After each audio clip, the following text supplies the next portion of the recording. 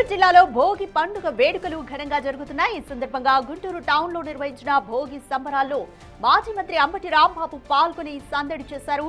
తనదైన స్టైల్లో భోగి పాటలకు డాన్స్ చేస్తూ అందరినీ ఆకట్టుకున్నారు. అనంతరం ఆయన ప్రజలకు భోగి పండుగ శుభాకాంక్షలు తెలిపారు. భోగి పండుగను ప్రజలందరూ సంతోషంగా జరుపుకోవాలని అంబటి రాంబాబు తెలిపారు.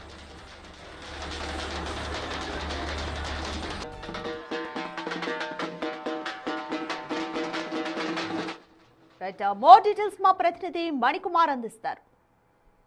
గుంటూరులో అంగరంగ వైభవంగా సంక్రాంతి సంబరాలు మొదలయ్యాయి. భోగి మంటల వేడుకలతో సంక్రాంతి సంబరాలకు స్వాగతం పలికారు. గుంటూరులోని మాజీ మంత్రి అంబటి రాంబాబు ఆధ్వర్యంలో ప్రతి ఏటా నిర్వహించినట్టే ఈ ఏటా కూడా పెద్ద ఎత్తున భోగి మంటల కార్యక్రమాన్ని ఏర్పాటు చేశారు. మీరు ఒకసారి విజువల్స్లో చూడొచ్చు.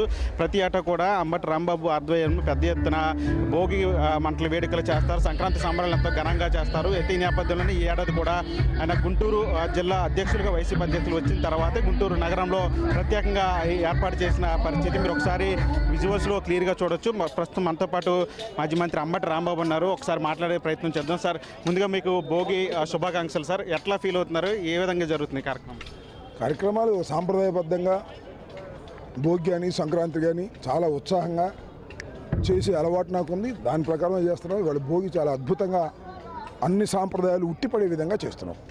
సంక్రాంతి అంటేనే అంబటి రాంబాబు అంటే సంక్రాంతి అనే ఒక ఇది వచ్చేసింది. ఈ నేపథ్యంలో ఈ ఏడాది సంక్రాంతి నేపథ్యంలో ఏం చేయబోతున్నారు స్పెషల్? మీరు స్పెషల్ అంటే అన్నీ మామూలుగా ఉంటాయి.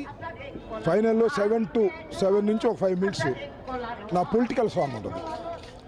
దానికి నేను స్పాంటేనియస్గా డ్యాన్స్ చేస్తాను. That is the special today. ఏముండబోతుంది సార్ పొలిటికల్ సాంగ్లో? ఏం చెప్పండి. చూడండి, పొలిటికల్ సెటైర్. అది పొలిటికల్ సెటైర్ ఉంటుంది, కూటమి మీద సెటైర్ ఉంటుంది. చూడండి, ఆనందించండి. గతంలో మీరు ఇట్లా డ్యాన్స్ చేసినప్పుడు సంబరాల రాంబాబు అంటూ కూడా సోషల్ మీడియా కూడా విమర్శలు చేసిన పరిస్థితి. మొన్న పిఠాపురంలో ఉప ముఖ్యమంత్రి పవన్ కళ్యాణ్ కూడా మీ స్టెప్ను కాపీ చేసిన తెలిసింది. సంబరాల రాంబాబు అని చాలామంది అన్నారు. ఉప ముఖ్యమంత్రి కాదు కానప్పుడు పవన్ కళ్యాణ్ గారు కూడా అన్నారు. నేను చెప్పాను కదా, అంబటి రాంబాబు సంబరాల రాంబాబేనని. సంబరాల రాంబాబు అంటే తప్పే ఉంది? డ్యాన్స్ చేస్తే సంబరాల రాంబాబు అవుతానా? మరి నిన్న పవన్ కళ్యాణ్ గారు డ్యాన్స్ చేశాడు. ఆయన సంబరాల ఉప ముఖ్యమంత్రి అవుతాడా? నో.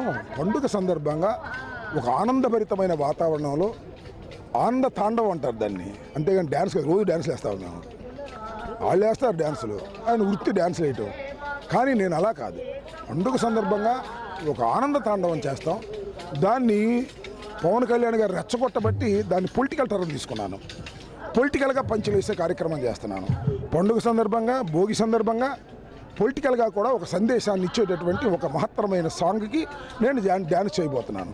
7 నుంచి స్టార్ట్ అయింది. చూడండి, అద్భుతంగా ఉంటుంది. సార్, ఏంటి సార్ భోగి మంటల్లో కాగితాలు వేశారు? ఏంటో కాగితాలు? భోగి మంటల్లో స్పాంటేనియస్గా మేము తీసుకొని ఏదైతే మెడికల్ కాలేజీలను ప్రైవేటు పరం చేసి వాటిని లబ్ధి పొందాలని చంద్రబాబు అనుకున్నాడో ఆ జీవోలన్నింటినీ కూడా భోగి మంటలు తగలేశాం.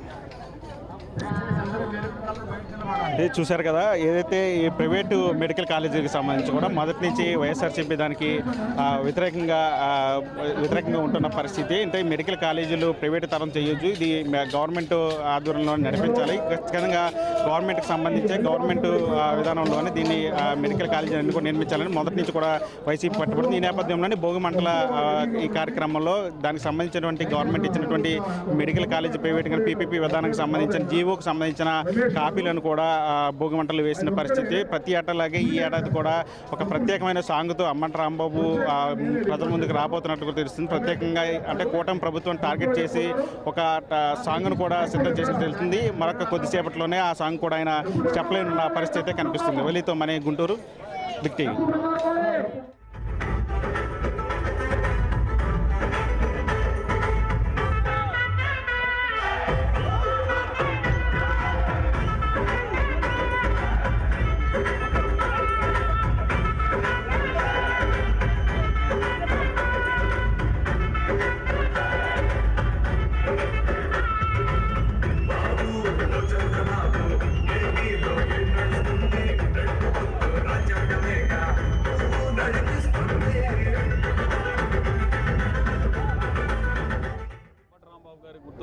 ప్రధానంగా దేనికి అంటే ప్రధానంగా నేను గుర్తురావడానికి రాను పవన్ కళ్యాణ్ గారు.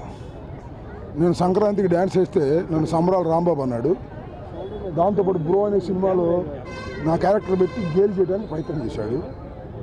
మొన్నేమో ఆయనే డ్యాన్స్ చేశాడు. సార్ ఆ స్టెప్లో కూడా మీ స్టెప్లో నా స్టెప్పులు లేకుండా నాకు తెలియదు. ఆయనకి స్టెప్పులు నేను నేర్పాలా? Is a cinema actor, I'm not an actor. I'm a politician, ఆయన సినిమా యాక్టర్. ఆయన సినిమా యాక్టర్ నా మీద కౌంటర్ చేయటం వల్లనే సంక్రాంతి సంబరాలకు అంత ప్రాముఖ్యత వచ్చింది. సంబరాల రాంబాబుకు కూడా అంత ప్రాముఖ్యత వచ్చింది.